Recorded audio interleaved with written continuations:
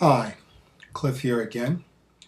Okay, on my last video I did say that we just reached a rabbit hole. And I did say that it's up to you whether you want to go any further with the information that you're about to gather. I didn't mention that this is about Christianity, finding the Lord.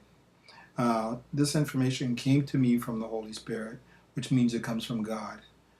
And if anything that you gather from this information that you're learning about, or what I'm trying to show you, this is all about finding Christ. Okay, so hopefully you'll get that message out of whatever you learn from my videos or the compilation of videos that I've been able to put together from the stuff that I've actually seen.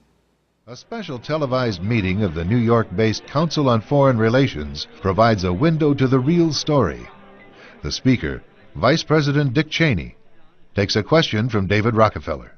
Vice President, I just enjoyed so much your whole speech, but I was particularly pleased that you gave such a strong endorsement for the free trade agreement for all the Americas, subject that has been of great concern to me for many years, and particularly recently, and I think it's absolutely essential for the strength of our economy. Rockefeller's role in the drive for an FTAA was a lot more central than he portrays. Rockefeller cultivated Latin American leaders who could be counted on to support such a proposal. Both the 1994 Miami Summit and the FTAA proposal were conceived and nurtured by a Rockefeller-created network. Prominent among the organizations sponsoring the Miami event were the Council of the Americas, founder and honorary chairman David Rockefeller, the Americas Society, chairman David Rockefeller, the Forum of the Americas, founder David Rockefeller, the Institute for International Economics, financial backer and board member David Rockefeller, the Trilateral Commission, founder and honorary chairman David Rockefeller. Rockefeller's influence also extends to the current administration. He was chairman emeritus of the CFR when Vice President Dick Cheney once served as a director, a relationship that Cheney concealed during his congressional career. It's good to be back at the Council on Foreign Relations. As Pete mentioned, I've been a member for a long time and was actually a director for some period of time. I never mentioned that when I was campaigning for re-election back home in Wyoming. Oh, thank you very much, Richard, and I am delighted to be here in these new headquarters. I have been often to, I guess, the mothership in New York City, but it's good to have an outpost of the Council right here down the street from the State Department. We get a lot of advice from the Council, so this will mean I won't have as far to go to be told what we should be doing and how we should think about the future. I mean, Richard just gave what could be described as a mini version of my remarks in talking about the issues that confront us. But I look out at this audience filled with not only many friends and colleagues, but people who have served in prior administrations. And so there is never a time when the inbox is not full. Shortly before I started at the State Department, a former Secretary of State called me with this advice: don't try to do too much. And it seemed like a wise admonition if only it were possible. But the international agenda today is unforgiving.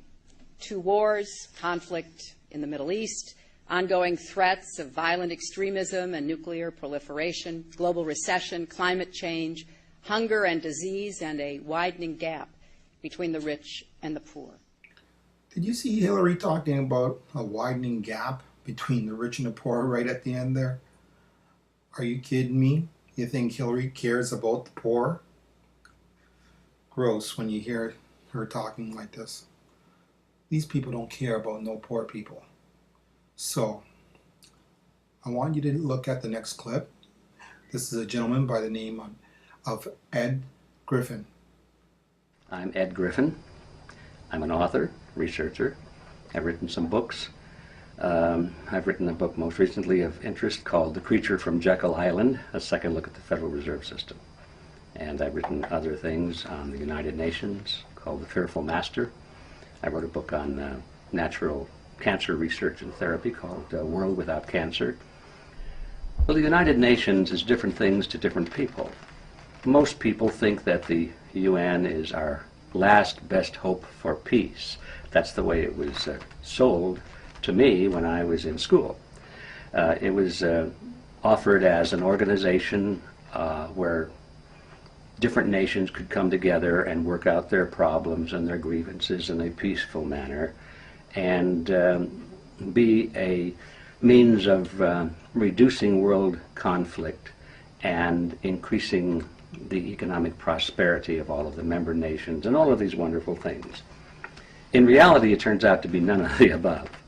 In reality, the United Nations is the seat of what the member governments hope will become a true world government. It's to be a government. And there's nothing inherently wrong with a world government, but we need to ask the question, what kind of a world government is this going to be? If the United Nations were going to be a government based on all of the things they've said it was going to be, peace and prosperity and protecting individual rights and all of these things, I think it'd be pretty hard to oppose it. But in reality, it's being built as a model of collectivism. The political ideology that is inherent in the United Nations is collectivism. It's a word that probably needs to be defined for our purposes here, but in general, it means a totalitarian system, a system of concentration at the top and the people being at the bottom being ruled from above. Not that the people have any voice in determining the direction of their government or the world, but they are to be told what the direction is, and they're to be told to follow it. Collectivism is a philosophy of big government and small people, and it's a philosophy that supposedly all of this is being done in the name of society. In other words, it's for the greater good of the greater number, supposedly. And so you're supposed to go along with whatever inconvenience or insult to your freedom comes along, because after all, it's in the greater good of the greater number. And this is the rationale being used, has been used for quite some time, to justify all kinds of horrible atrocities. All the leaders have to do is say, well, it's for the greater good of the greater number. That's the philosophy that's built into the United Nations from top to bottom. And so therefore, the answer to the question, what is the United Nations? The United Nations is a budding or building world totalitarian system. The United States has always been the major supporter and financer of the United Nations. So you'd have to say that the key people behind the United Nations are the globalists, I think is the best word to use to describe them, in the United States. Now, who are they? They would be politicians, they would be people in the State Department, and they would be international financiers. You must remember, for example, that the land where the United Nations is seated was purchased by the Rockefellers and donated to the United Nations. Well, they didn't do that as a means of being great humanitarians, although that's the image that many people have. They did because they had a keen interest in building this new world order, and they thought this would be the seat for it, and so that's why they did that. So the people behind it in the United States are the international financiers who are located here, primarily the Rockefeller Group, and what's left of the old J.P. Morgan Group, and some of the larger banks. But primarily, you find most of these people in an organization that is not well known, but definitely very important. It's called the Council on Foreign Relations. It's a group in the United States with about 4,000 members at the most, and yet these people, number one, are all dedicated to building a new world order, a global government, based on the model of collectivism. And number two, you find them at the tops of most of the important organizations in this country. You find them in government. About half of our presidents and vice presidents and just about all of our secretaries of state and secretaries of defense and heads of the CIA and the FBI and all of the important positions in government.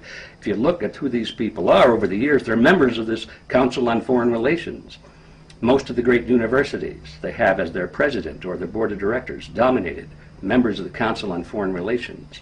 The news channels, ABC, CBS, NBC, the Turner Broadcasting System, Murdoch. I mean, Murdoch is a well-known member of the Council on Foreign Relations. So all of these major power centers of society are in the hands of this small group, under 4,000 members. And so you ask who's behind it. If you want a list, that's a good place to start. Write to the Council on Foreign Relations office in New York, as I have done every year, and I ask for a membership report or an annual report.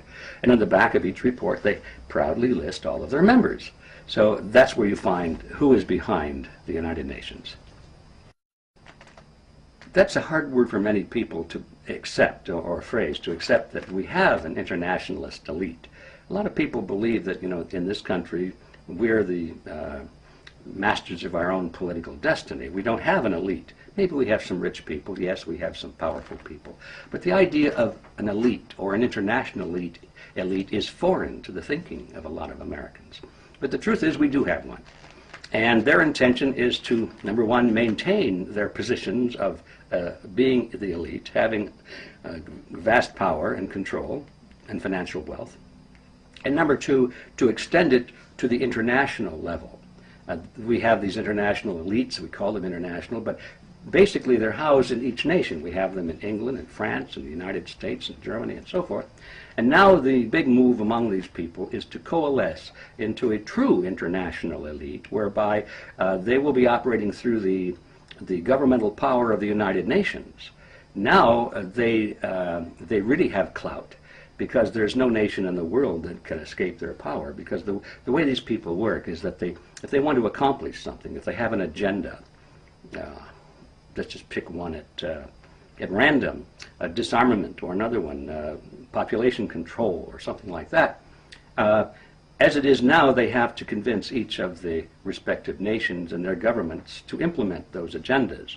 But once you have a true United Nations with true governmental power, with real military forces, and once you have turned over to these agencies of international power control over your armies and over your air force and over your weapons of mass destruction, you have created a global government which is cannot be challenged by any nation whatsoever.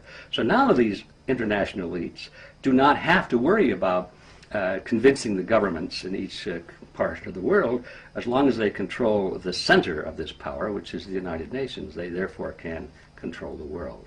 It's a very heady wine, I'm sure, but that's what their objective is. But the obligation of the United States to the United Nations on a legal front has become entwined in these things we call treaties. So if you're talking as a globalist, or as an internationalist, and you want to see the building of this new world order, you would say that our obligation to the United Nations is legal and it's binding because the United Nations has the status of a treaty. And then we have all these sub-treaties that follow along after it, NAFTA and GATT, and all of these organizations that are created. Those are all based on treaty agreements.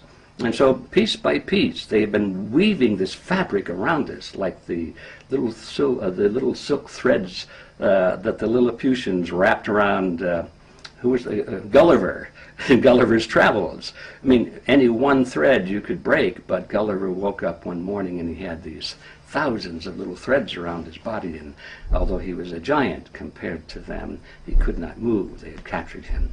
So I think that's basically what's going on. And in that sense, we have this obligation to the United Nations because we're being bound down by thousands of treaties, and it's destroying our independence. When you see Ed speak, you see a man speaking with conviction and a lot of passion. Ed has probably had to say this 1,000 to 10,000 times, is my guess. What he lays on the table is quite shocking. The evidence is quite extreme going out about these groups. And these groups, the level of these groups, are all above government. Government doesn't have control over these groups.